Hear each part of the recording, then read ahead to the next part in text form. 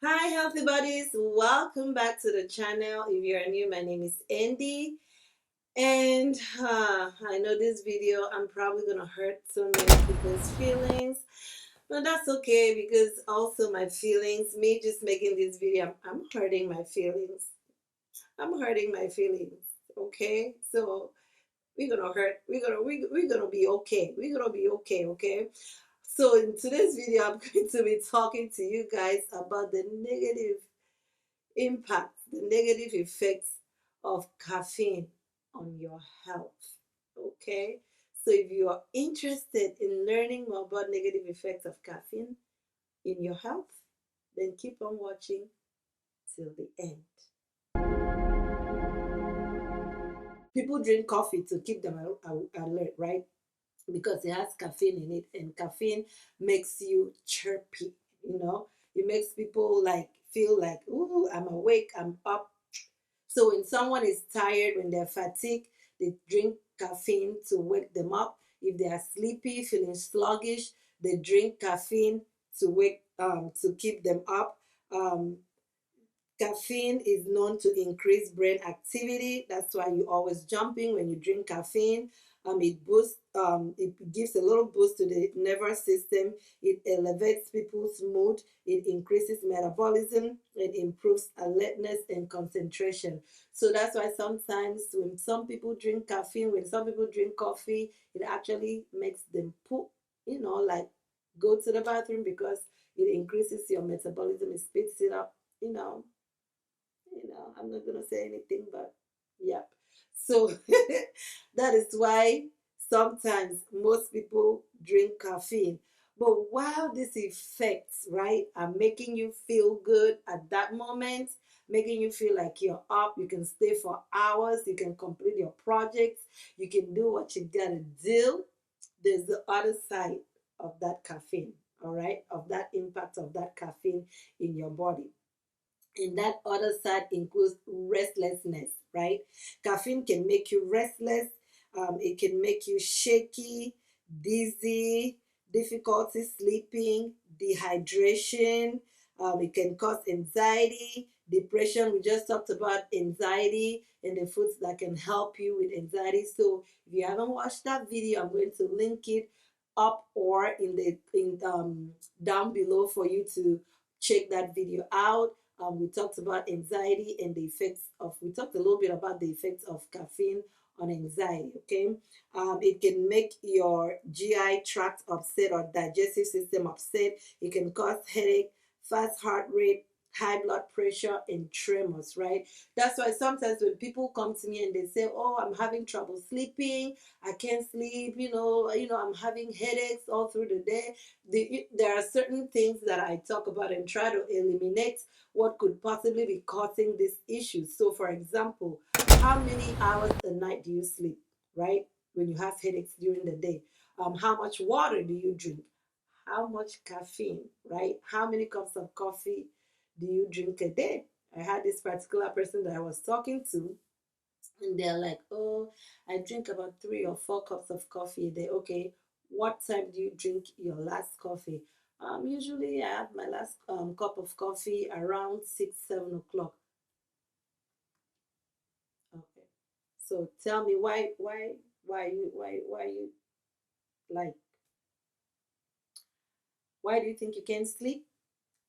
I know that there are people that it doesn't matter, they drink coffee, they fall right to sleep. It doesn't bother them because their body um, gets used to the caffeine, but you have to understand that it can also cause other things. So if usually I say, okay, let's go down the list and see what could be causing this before you even talk of medication. You want to get rid of the things that you can get rid of naturally, right? So again, your body, right, gets used to things. Your body's amazing. It remembers stuff. That's why we give you vaccine, right? Vaccine is like memories, right, that we introduce into your body. Memories of a virus, memories of a bacteria that is introduced into your body, so that when your body sees that again next time, they remember. T cells, right? The memory cells, like, yes, I remember this thing, I recognize this thing. So that's the same thing. with your body, your brain is kind of used to the same thing. So let's say you're having problems sleeping, right? That's why we always tell people you can retrain your brain. It might not work for everybody, but I promise you, if you do it, if you persist and insist, your body will eventually catch up with you. If you go to sleep every single night at 9 p.m., you do the same things, it's called a bedtime routine. You do the same thing, you maybe take a warm bath, right? You drink milk, you turn off all the lights, no screens. That means your phone, your computer, an hour before bedtime, and you lay down. The first few days or few weeks, you might not sleep, right? But eventually, your body will catch up that every time at 9 p.m., you lay down and you close your eyes and you try to go to sleep. Eventually, it will catch up. And when you lay down at 9 p.m., you will go to sleep easily. And sometimes, even if you're not ready to sleep, when once it's 9 o'clock, your body will remember, oops, it's 9 p.m., it's time to sleep. You will feel sleepy wherever you are. So that's the same thing. That's why people have issues when they withdraw, right? When they want to stop caffeine.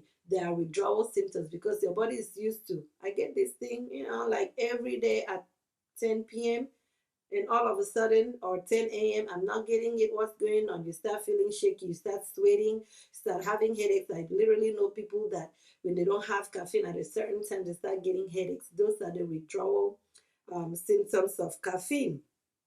So, in addition to in addition to these unpleasant things, right? Using caffeine on long term can also lead to other medical conditions like osteoporosis. According to CDC, osteoporosis is a skeletal disorder in which the bones weakens and increases your body. It puts you at risk of fracture, right? So caffeine drains out calcium from your body. Calcium is used for bone growth and is responsible for keeping our bones very strong. So if you're drinking caffeine, it lessens the body's ability to also absorb vitamin D. And when you lack vitamin D, it causes symptoms like fatigue, bone pain, muscle weakness. That's why sometimes when people come with fatigue, we also check their vitamin D level, because vitamin D level, when your vitamin D is low, it can cause fatigue, and you need that for your bones. So if caffeine is stripping out calcium, so these are the things that people don't actually put together, right? If you're drinking a lot of caffeine and you're having issues, so feeling tired, having bone aches, muscle weakness, um, feeling so tired. Uh, these are the things that needs to be put together and say, hey, where could this be cutting and where could this be coming from? Even though we can give you a supplementation of vitamin D, the best thing would be to cut down on the caffeine, especially if you're drinking too much. Now, having 1 cup of coffee a day is not that bad. Know what I'm saying? I gotta tell myself that it's okay to have just 1 cup of coffee. So too much of everything is not good, right? Even if it's a good thing, having too much of the good thing is not, it eventually turns bad.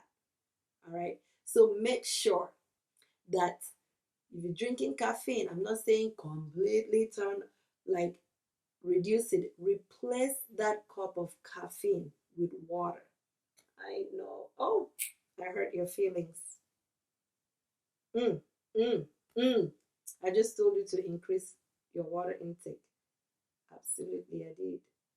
Next time you want to grab that second cup of coffee, resist it and take on water, right? Drink water. See, if you drink 3 cups of caffeine a day, replace 2 cups with water, keep one. You can start by replacing 1 cup with water, continue 2 cups of caffeine, and then eventually 2 cups of water, 1 cup of caffeine or coffee. Okay, so that's how you do to get rid, to eventually slowly take yourself out, right? So next time you head for another cup of coffee, right, remind yourself that even though it might give you a burst of energy right now, it can cause a crash later on in the day, and it also has other negative effects on your body. So make sure that you think of that. So I'm going to leave you guys with this scripture in James 4, verse 7. And it says, "Submit yourself, therefore, to God. Resist the devil, and he will flee from you." So next time you want to grab that second cup of coffee, think about me. Think about, see it as the devil. Resist it, knowing that it's going to cause you, it might cause you other issues in the future. Resist it and it will flee from you. You can do anything through Christ who strengthens you. Until next time, I love you with the love of God. Don't forget to share, like this video, and leave a comment under the video. All right? So until next time, bye.